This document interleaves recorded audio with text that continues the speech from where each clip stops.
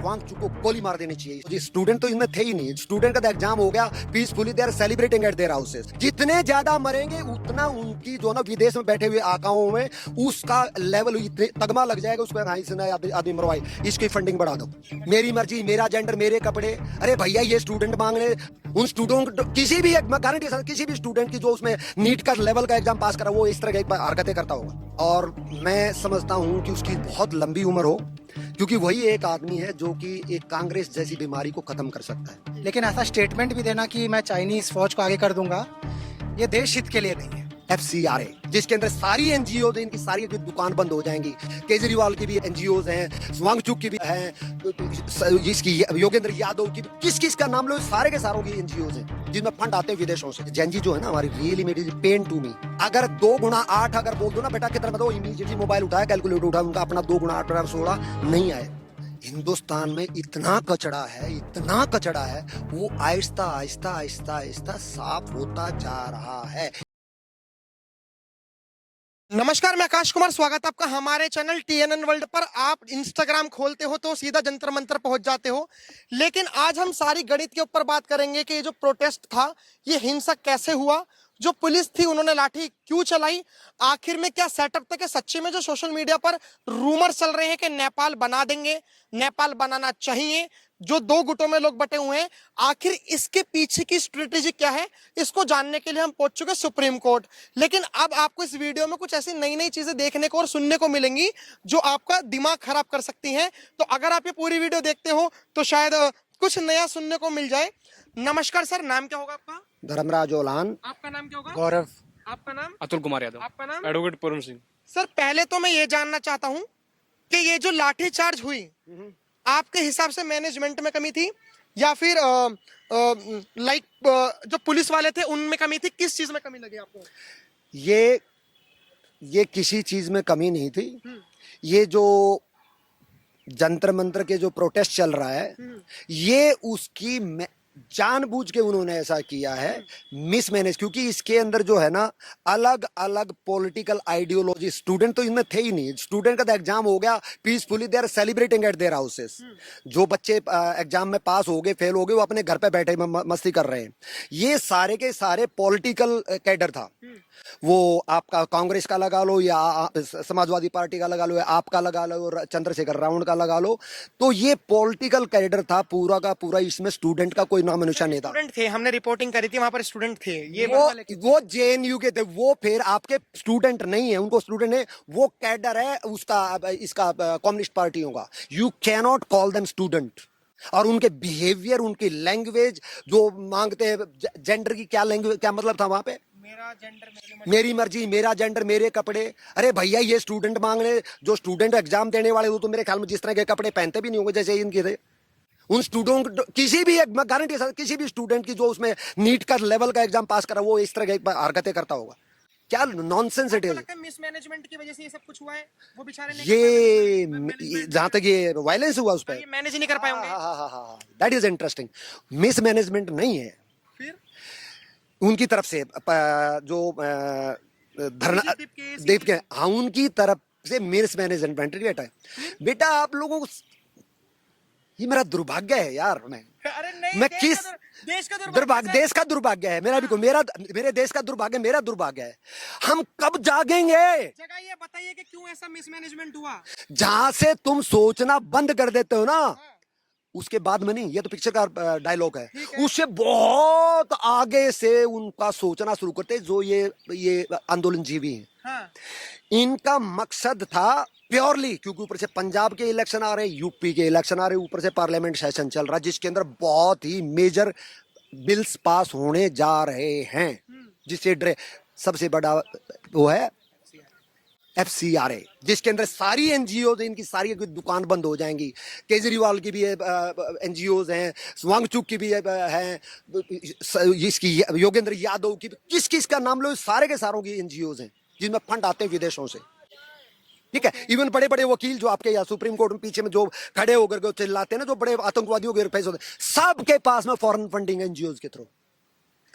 तो ये जानबूझ करके उन्होंने मैनेज करना ही नहीं चाह रहे थे वो। उसको चाह रहे थे अनरूली बिहेवियर हो, पब्लिक अनरूल में उसमें जाए और वायलेंट हो, और फिर उसके बाद में वो पार्लियामेंट की तरफ अटैक करेगा। फिर सरकार हो सकता है कि पुलिस आर्म्ड फोर्सेस उसके ऊपर वो गोलियां चला दे, 10 20 25 50 मर जाएं और फिर इनकी बाछे खिल जाएंगे। कौन चाहेगा कि किसी के स्टूडेंट मर जाए? कौन चाहेगा? इनके स्टूडेंट है।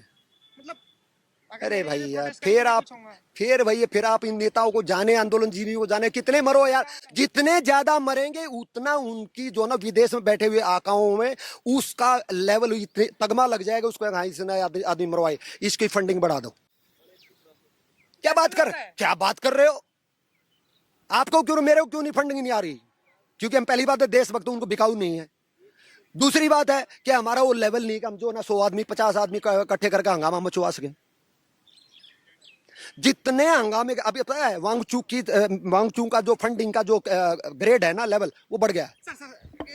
यहाँ पर लोग ऑब्जेक्शन कर देंगे। आपको भी लगता है जैसे सर कह रहे हैं कि सोनम वांगचुक फंडेड है, लोग कह रहे हैं कि चाइनीज एजेंट है? आपको देखिए, सोनम वांगचुक को लोग कह रहे हैं कि आर्मी के लिए इतना करा, लेह लद्दाख के लिए इतना करा, ऐसा ऐसा। एक मिनट सर, उसकी ऑलरेडी उसकी एनजीओ ब्लैक लिस्टेड हो चुकी है। क्या बात कर रहे हो आप? कहाँ सो रहे हो? तो सरकार ने डर के चक्कर में करी है ना। नहीं, उससे पहले बंद कर। सरकार कैसी भी हो, कोर्ट से नहीं खुलवा लेता वो। कोर्ट क्यों है? कुछ गलत होगा तो कोर्ट क्यों है? चैलेंज किया उसको? नहीं किया। और उसने 4 साल पहले कॉलेज खोला था, नकली डिग्री बांट रहा है वो वहां पर लद्दाख के बच्चों को। कैसे वो वांगचुक? क्या बात कर रहे हो आप? वो कह रहे हैं अनुमति ही नहीं दी इसलिए नकली। क्या आप बच्चों को एडमिट कर, जब तक अनुमति ना हो आप एडमिशन दे दोगे बच्चों को? It mean you are doing illegal work. उन बच्चों को आप धोखा दे रहे। अगर डिग्री नहीं मिली, पहले आप उसको कोर्ट में जाइए। आप अगर डिग्री अगर आप इलीगली वो गलत तरीके से नहीं दे रहे, आप कहिए, चैलेंज कीजिए। एक बात बताइए सर, क्या कोई चाइनीज एजेंट भारत की आर्मी के लिए इतना कुछ कर सकता है जितना उन्होंने करा? एक इंजीनियर है वो, लोगों ने तो वैसे साइंटिस्ट बना दिया, लेकिन वो इंजीनियर हैं और उन्होंने जितना आर्मी के लिए उतना चाइनीज एजेंट, उतना तो मेरे को नॉलेज है नहीं कि चाइनीज एजेंट वाला चीज कहाँ से आ रहा है। एक बस वो स्टेटमेंट मैंने सुना है कि अगली बार चीन वाले आएंगे तो मैं अंदर जाने दे दूंगा। एक स्टेटमेंट मैंने उतना सुना। कोट करके कहा था कि एक रिपोर्टर ने कहा है। रिपोर्ट ने नहीं सर, मेरे पास रिकॉर्ड है, मूर्ख बेटा, मेरे पास प्रूफ है, मेरे पास प्रूफ है। एक कॉमेडियन ने कहा है। हाँ, एक कॉमेडियन, मतलब उन्होंने कोट रिपोर्टर नहीं, कॉमेडियन ने कहा। उन्होंने कहा, कोट करा है। उन्होंने खुद नहीं कहा कि मैं लद्दाख से आएंगे तो मैं छोड़ दूंगा। उन्होंने कोट करा है। एग्जैक्टली वही तो मैं कह रहा हूँ। जहां से आप सोचना बंद करते हो, उससे बहुत दूर से वो सोचना शुरू करते हैं। अब मैं उसकी डाइसेक्ट करता हूँ, उसका पोस्टमार्टम करता हूँ उसी स्टेटमेंट का। एक छोटी स्टेटमेंट है। क्या स्टेटमेंट थी कि एक कॉमेडियन ने ये कहा कि अगर सरकार हमारी मांगे नहीं मानती है, हमारे साथ में ऐसा व्यवहार कर रही है, तो अभी तक तो लद्दाख के लोग चाइना जब अटैक करता था तो उसका विरोध करते थे, उनको लड़ते थे, उनके साथ अपनी जान पे खेलते थे। लेकिन अगर सरकार जैसे हमारी बातें नहीं मान रही है तो चाइना की अगर फौज अगर लद्दाख के थ्रू हिंदुस्तान में घुसेगी तो हम उसको रोकने के बजाय उनको रास्ता दिखाएंगे हिंदुस्तान में घुसने का। अब होगी ये स्टेटमेंट। ये स्टेटमेंट थी राइट। इसमें स्टेटमेंट में कुछ ज्यादा कम तो नहीं की। अच्छा जी, लोग आप ही नहीं कह रहे हो, पूरे सोशल मीडिया पे ये चल रहा है कि जी वो तो जी एक कॉमेडियन की थी। अब मैं सवाल पूछता हूं छोटे छोटे। क्या उसने उस स्टेटमेंट में उस कॉमेडियन का नाम लिया? नहीं। क्या उसने संदर्भ क्या था, जिस संदर्भ में उस कॉमेडियन ने स्टेटमेंट दी, वो है? नहीं। किस जगह पे दिया वो स्टेटमेंट है? नहीं। और कॉमेडियन क्या होता है? कॉमेडियन होता है कि बड़े ही सार्केस्टिक वे से, बड़े ही टोंट के तौर से वो एक ऐसी बात कहता है जिसे लोग हंसेंगे। एक मिनट बेटा, यही भाग मत। क्या इसे हंसाने के लिए तो कॉमेडियन होता है ना, और कोई काम तो नहीं होता ना, रुदाली गैंग तो नहीं होता ना, वो हंसाता है लोगों को, बहुत अच्छा होता है। अब मैं आपको इसको स्टेटमेंट पर तब बताना, आपको हंसी आएगी नहीं।